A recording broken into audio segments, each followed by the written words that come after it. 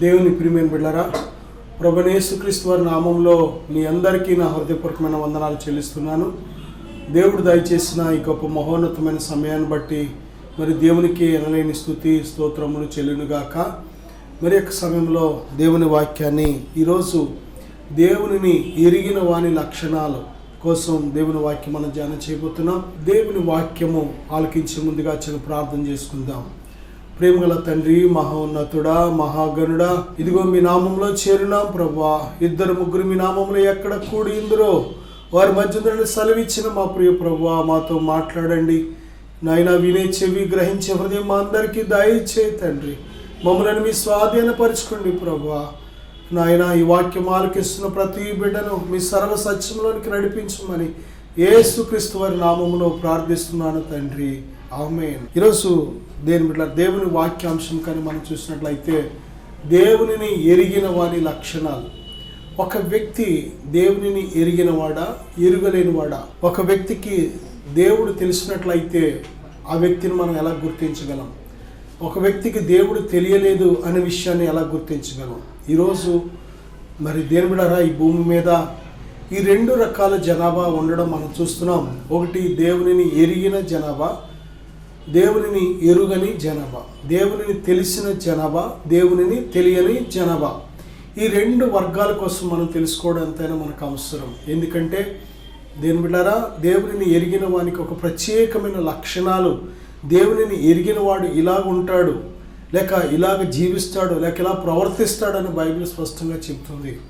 దేవునిని ఎరుగని వారి లక్షణాలు ఎలాగ ఉంటాయి కూడా స్పష్టంగా చెప్తుంది. కాబట్టి ఈ యొక్క వాక్యాంశం కానీ మనం చదివితే మనకు ఎంతో ఆశీర్వాదం, ఎంతో దీవెన, మన జీవితంలో చాలా ప్రాముఖ్యమైన ఈ మాటలు మనం శ్రద్ధగా ఆలకిద్దాం. మొదటిగా దెస్సలోనికి రాసిన మొదటి పత్రిక 4వ అధ్యాయం 4-5 వచనాలు కానీ మనం చూసినట్లయితే, మీలో ప్రతివాడును దేవుని ఎరుగని అన్యజనుల వలె కామాభిలాషయందు కాక పరిశుద్ధత యందును ఘనత యందును తన ఘటమును ఎట్లు కాపాడుకొనవలెనో అది ఎరిగి ఉండుటయే దేవుని చిత్తము అనే మాట మనం చూస్తున్నాం. దేవునిని ఎరుగని వాడు అంటే తెలియని వాని లక్షణాలు చూస్తే తెలిసిన వాని లక్షణాలు కూడా మనం సులువుగా మనం చెప్పవచ్చు.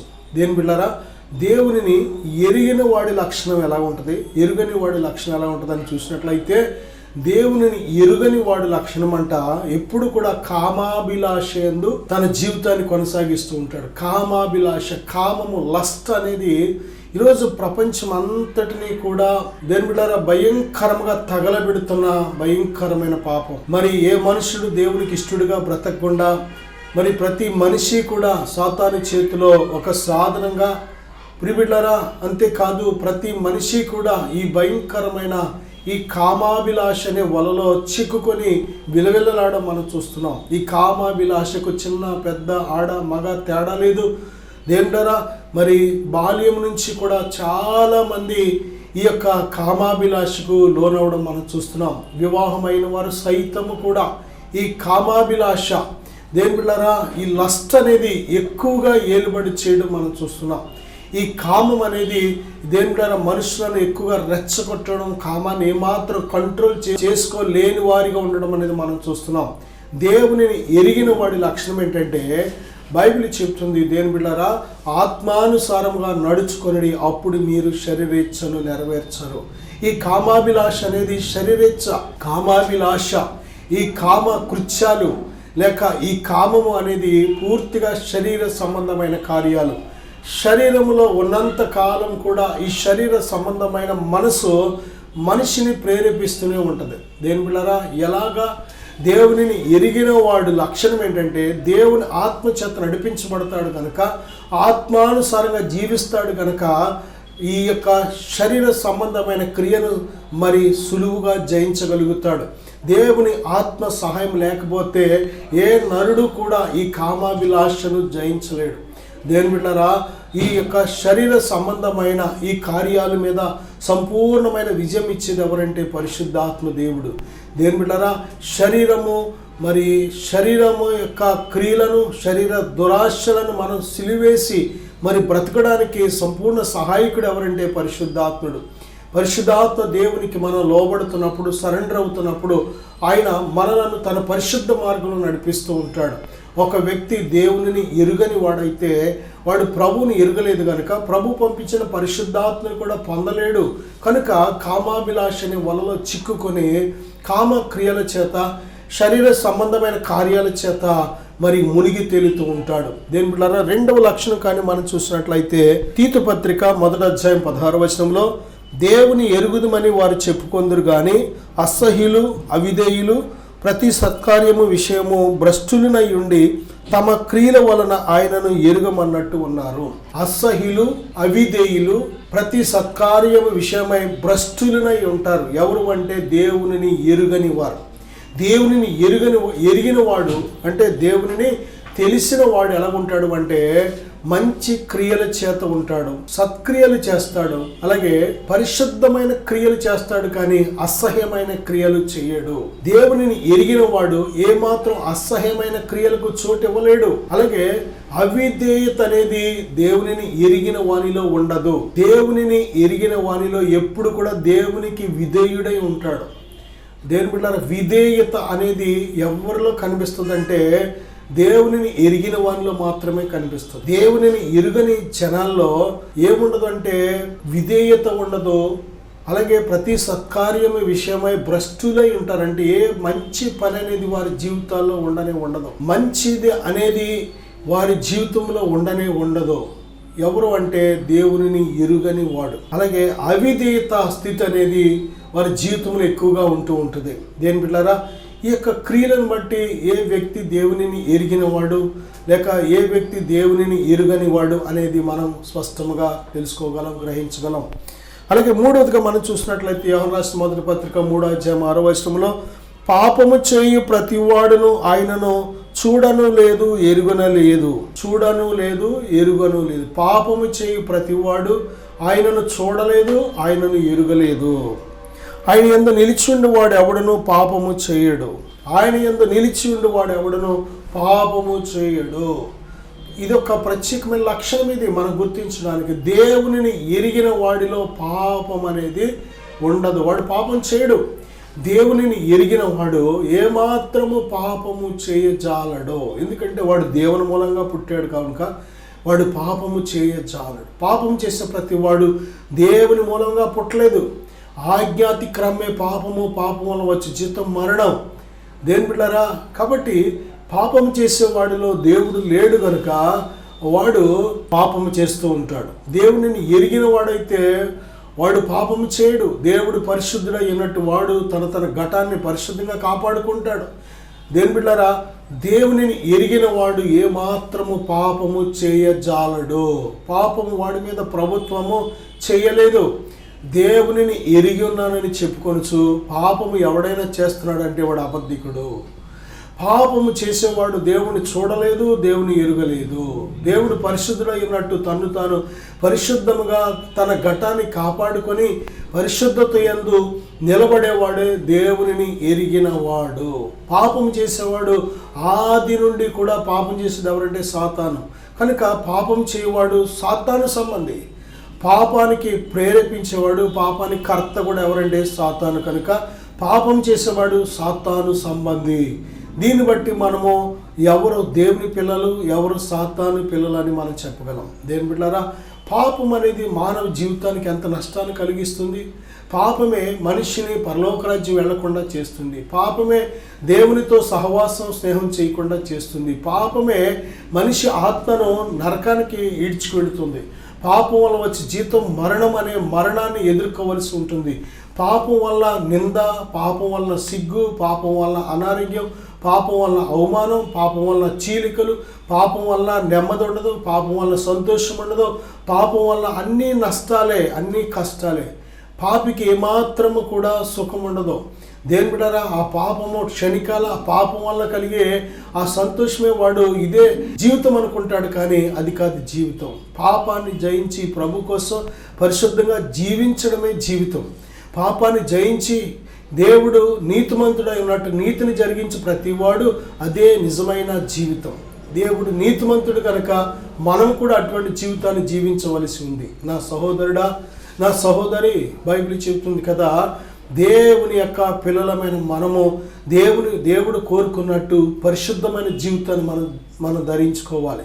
పరిశుద్ధతను ఆయన వెలుగుగా ధరించుకొని ఉన్నాడు, వెలుగును ధరించుకొని ఉన్నాడు, సత్యాన్ని ధరించుకొని ఉన్నాడు. మనం కూడా పరిశుద్ధతను ధరించుకునే వారిగా ఉండాలి. దేని బిడ్డరా, దేవునిని ఎరిగిన వాడు, దేవునిని ఎరుగని వాడు, ఈ రెండు లక్షణాలు కూడా మనం ప్రత్యేకముగా ధ్యానం చేసినట్లయితే మరి ఎవరు దేవునిని ఎరిగిన వారు, ఎవరు దేవునిని ఎరుగని వారు అనేది మనం స్పష్టంగా నిర్ధారణ చేసుకోగలం. మనము దేవుని పిల్లలమా కాదా, నిజంగా దేవుడు నాకు తెలుసా తెలీదా అనేది మనం నిర్ధారణ చేసుకున్నట్లయితే అది మంచిది.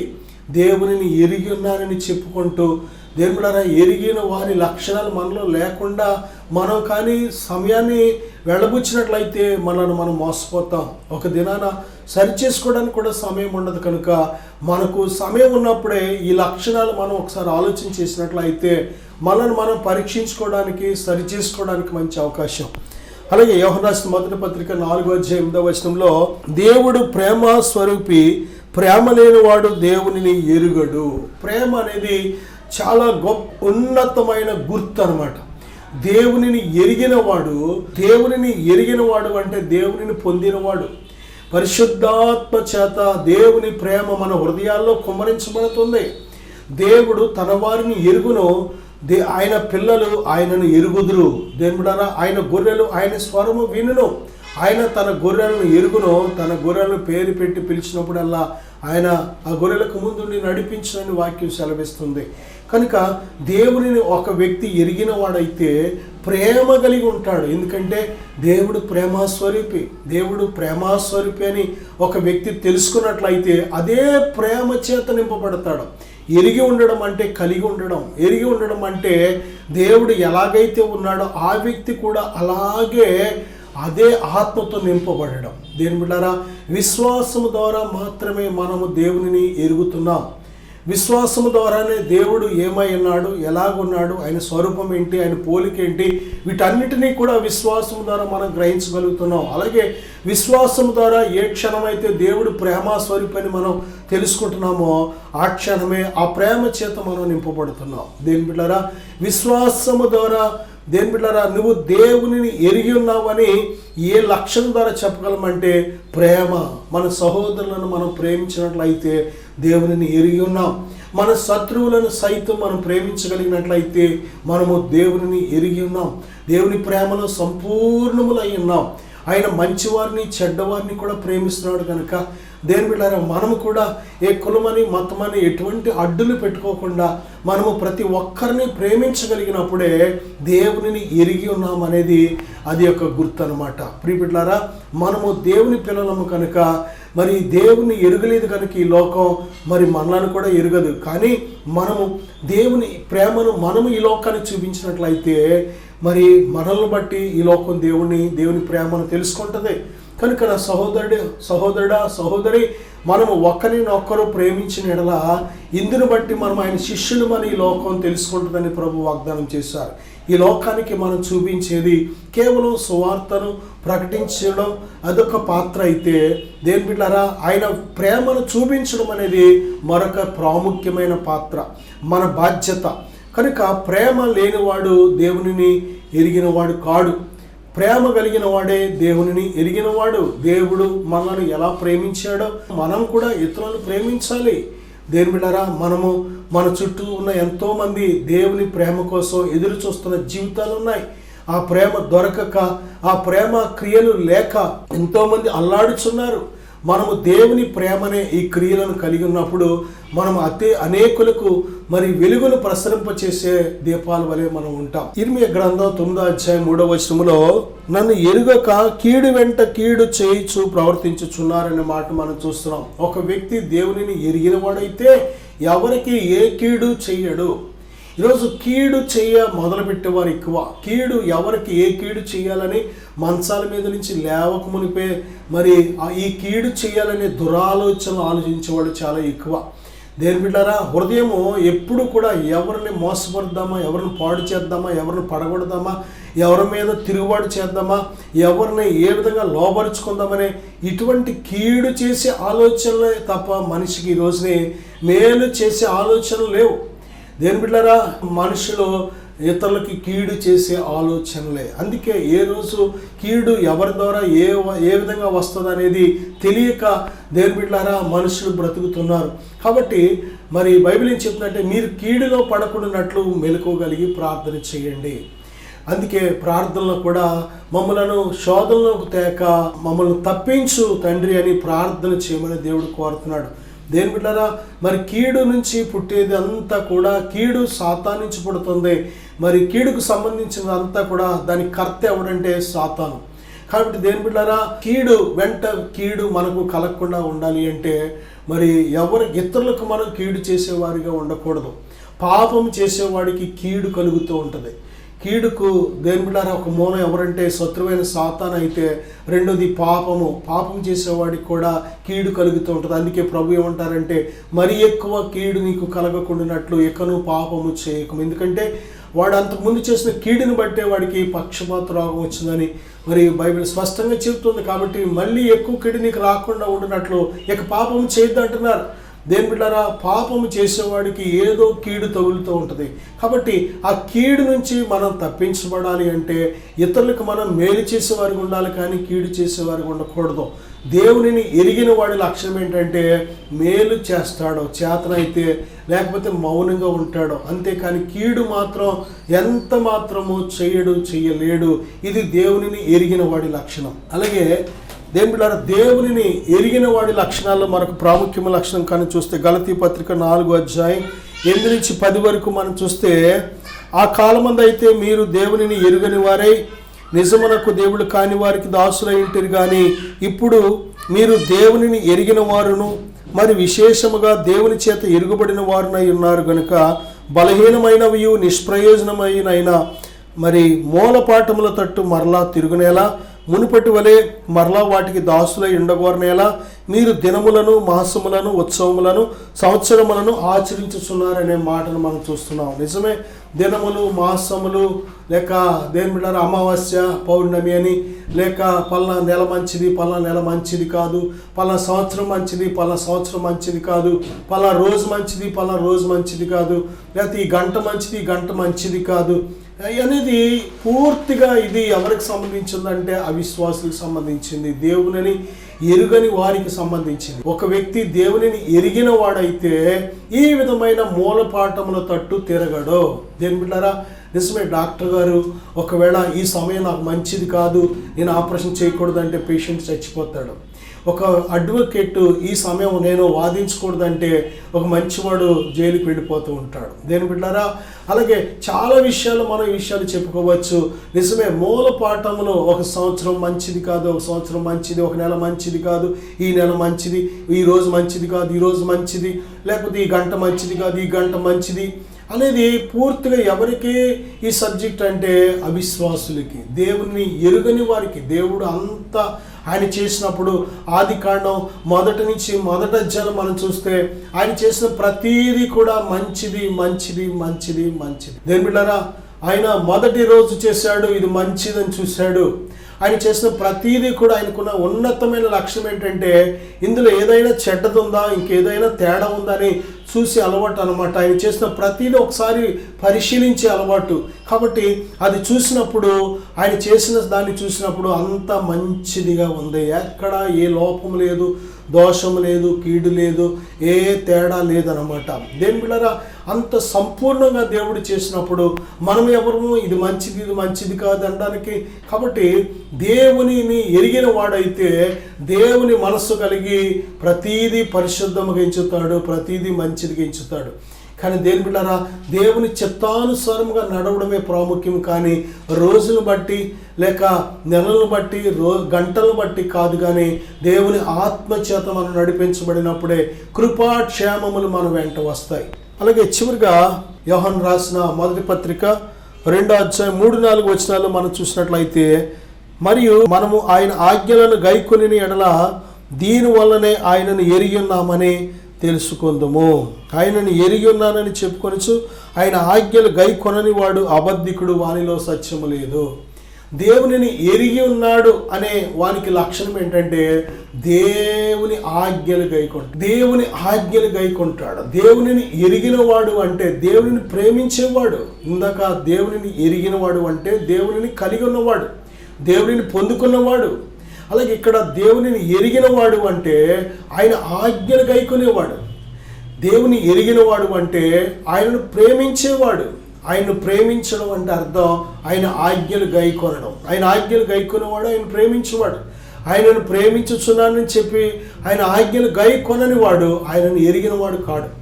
ఆయనను ఎరిగిన వాడు అయితే ఆయన ఆజ్ఞలు గైకొంటాడు. ఆయనను ప్రేమించేవాడు ఆయన ఆజ్ఞలు గైకొంటాడు. దేని బిడ్డారా, ఇది ఎంత గొప్ప సత్యము! ఆయన ఆజ్ఞలు గైకొనడం అంటే ఆయనను ప్రేమించడం.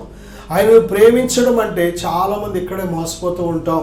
ఆయనను యేసయ్య అంటే నాకు ఇష్టమే, నాకు చాలా ప్రేమ అని చెప్పుకుంటూ ఏదో ఫోటో పెట్టుకునో, వాక్యం పెట్టుకునో, లేకపోతే ఏదో మనసులో ప్రార్థన చేసుకుంటూ ఈ విధమైన చిన్న చిన్న పైపైన భక్తి చేత తృప్తి పడుతూ మోసపోతున్న వాళ్ళు చాలామంది. నిజంగా నీకు నువ్వు దేవునిని ఎరిగిన వ్యక్తి అయితే దేవుని ఆజ్ఞలు గైకొంటావు. ఆయన ఆజ్ఞలు గైకొనకుండా ప్రభువా నన్ను పిలిచి ప్రతివాడు పరలోక రాజ్యంలో చేరడు, కానీ ఆయన ఆజ్ఞల ప్రకారం చేయువాడే ఆయనను ఎరిగిన వాడని బైబిల్ స్పష్టంగా చెబుతుంది. అందుకే ఈయన మాటలు విని మత్తయి సువార్త 7వ అధ్యాయంలో ఈయన మాటలు విని వాడి చొప్పున చేయి ప్రతివాడు బండ మీద తన ఇల్లు కట్టుకొని నా బుద్ధిమంతుని పోలి ఉంటాడో. ఈయన ఆజ్ఞలు విని వాటిని గైకొనకపోతే ఇసుక మీద తన ఇల్లు కట్టుకొని నా బుద్ధిహీనుని పోలి ఉంటాడని ప్రభు స్పష్టంగా చెప్తున్నారు. నా సహోదరుడా, నా సహోదరు, ఇది అనుకూలమైన సమయం, ఇది రక్షణ దినం. దేవుడు నిన్ను ప్రేమిస్తున్నాడు శాశ్వతమైన ప్రేమతో.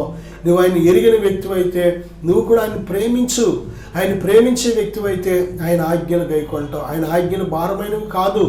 ఆయన ఆజ్ఞలు మనకు తేలికైన ఆజ్ఞలు. దేవునిని ప్రేమించడం, నీ పూర్ణ హృదయంతో, నీ పూర్ణ ఆత్మతో, నీ పూర్ణ శక్తితో దేవుని ప్రేమించు. అలాగే నిన్ను వలె నీ పొరుగు వారిని ప్రేమించు. నీ పొరుగు వారిని ప్రేమించే వ్యక్తి అయితే వారిని పాడు చేయు, వారిని మోసం చేయు, వారిని దోచుకోవు, వారి మీద తిరుగుబాటు చేయు, వారిని దూషించు, వారిని అవమానపరచు, వారి గురించి చెడ్డగా మాట్లాడు. పొరుగు వారికి నువ్వు రక్షణకరంగా దీవెనకరంగా ఉంటావే కానీ ఏమాత్రం శాపగ్రస్తంగా ఉండవు. దేవునిని ఎరిగిన వాడు లక్షణం ఏంటంటే ఆయన ఆజ్ఞలు గైకొంటాడు. చివరిగా యోహాను రాసిన మొదటి పత్రిక 4వ అధ్యాయం 6వ వచనంలో దేవునిని ఎరిగిన వాడు లక్షణం ఏంటంటే ప్రేమ కలిగి ఉంటాడు. ప్రేమ దేవుని మూలముగా కలుగుతుంది. దేవునిని ఎరిగిన వాడు మన మాట వినును, దేవునిని ఎరుగని వాడు మన మాట వినడు. యోహాను రాసిన మొదటి పత్రిక 4వ అధ్యాయం 6వ వచనంలో ఇందు వల్ల మనము సత్య స్వరూపమైన ఆత్మ ఏదో భ్రమపరచు ఆత్మ ఏదో మనం తెలుసుకొనిచున్నాము. దేవునిని ఎరిగిన వాడు మన మాట వినును. వాక్యము వింటాడు. వాక్యం ఏమాత్రం వినట్లేదు, వాక్యానికి లోబడట్లేదు అంటే వాడు దేవునిని ఎరిగిన వాడు కాడు. నా సహోదరుడా, సహోదరి, మనము దేవునిని ఎరిగిన పిల్లలుగా మనం ఉండాలని దేవుడు ఆశపడుతున్నాడు. మనమందరం దేవుని పిల్లలం కనుక దేవుడు మనల్ని సృజించాడు. దేవునిని ప్రేమిస్తున్న మనము నిజంగా దేవుని ఎరిగి ఉన్నామా? దేవునిని సేవిస్తున్న మనము దేవుని ఎరిగి ఉన్నామా? దేవుని ఆరాధిస్తున్న మనము దేవుని ఎరిగి ఉన్నామా? మరి దేవుని వాక్యాన్ని ఎంతగానో ధ్యానిస్తున్న మనము దేవునిని ఎంతవరకు మనం ఎరిగి ఉన్నాం? ఆయన వాక్యం ద్వారా కూడా ఆయన మనకు తాను ప్రత్యక్షపరుచుకుంటున్నాడు. కనుక దేవుని బిడ్డ, దేవునిని ఎరిగిన వ్యక్తికి ఉండే లక్షణాలు, ఎరుగని వ్యక్తికి ఉండే లక్షణాలు రెండు మనం ధ్యానించాం. కాబట్టి దేవునిని ఎరిగిన వ్యక్తి అయితే దేవుని బిడ్డలారా, దేవునిని ఎరిగిన వ్యక్తిగా ఆ లక్షణాలు మనం కలిగి ఉందాం. ప్రార్థన చేద్దాం. పరిశుద్ధుడా, ఇదిగో నాయన, మిమ్మల్ని ఎరిగిన వారి లక్షణాలు మేము ధ్యానించాం.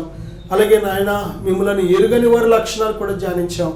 తండ్రి, ఇక నుంచి మిమ్మల్ని ఎరిగిన వారిగా, తెలిసిన వారిగా మేము అటువంటి లక్షణాలు కలిగి ఉండి ఆ విధంగా జీవించుటకు, ప్రవర్తించుటకు సహాయం దయచేయండి. ఈ వాక్యం విన్న ప్రతి బిడ్డను దర్శించండి నాయనా. మీరే మాట్లాడండి అయా. మీ యొక్క స్వరూపంలోకి, మీ పోలికలోకి మార్చమని, మీ ఆత్మ సహాయం బిడ్డలకు దయచేయమని యేసుక్రీస్తు నామములో ప్రార్థిస్తున్నాను తండ్రి. ఆమేన్. God bless you. దయచేసి ఇద్దరు ఆడవాళ్ళు ఉండండి, ఇద్దరు మామూలు ఉండండి, కట్టుకునే వాళ్ళు అంతే. Thank you Jesus.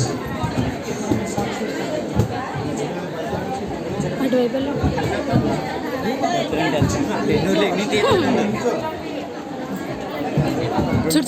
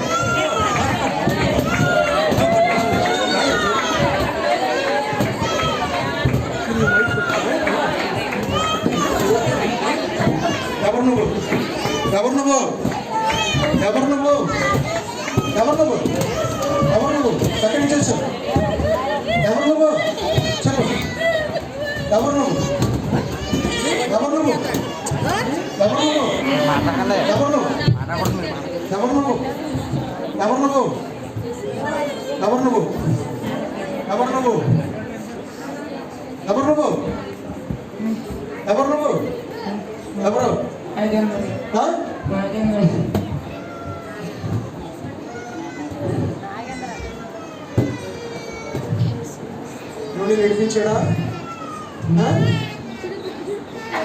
ఏముందా ఇంకా నీలో?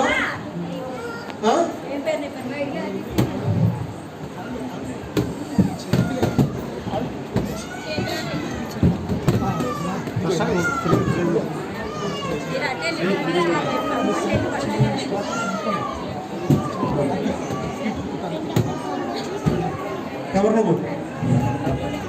ఎవరు నువ్వు? ఎవరు నువ్వు? ఎవరు నువ్వు? ఎవరు నువ్వు?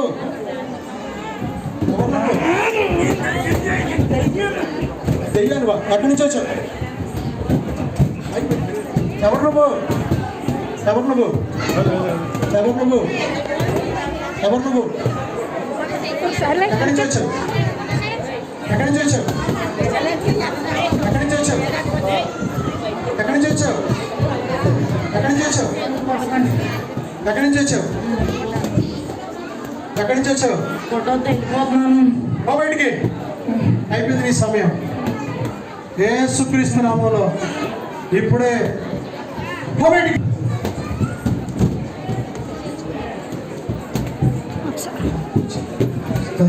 వందనాలు చెప్పేసరికి హల్లెలూయా. ఎన్నో సంవత్సరాల నుంచి త్రాగుడికి భారం చేసేసింది, కుటుంబాన్ని ఏడిపించింది దెయ్యం. ఈరోజుతో దేవుడు నీకు విడుదల ఇచ్చాడు.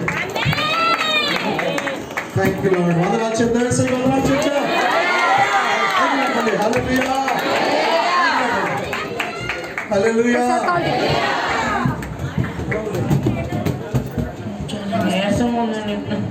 విడిపించారు, దెయ్యం వెళ్ళిపోయింది. యేసుకి వందనాలు చెప్పు.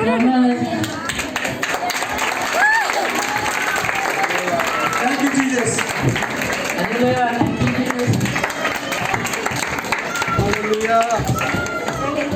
హల్లెలూయా.